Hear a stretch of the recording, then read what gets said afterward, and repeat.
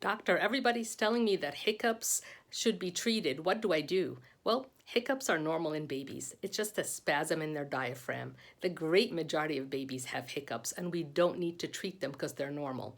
They don't cause the baby pain.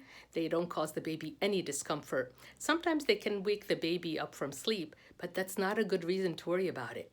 So pediatricians don't worry about hiccups in newborns, and we should not treat babies, especially with any medications for hiccups. I'm Dr. Noha Polak, Progressive Pediatrics.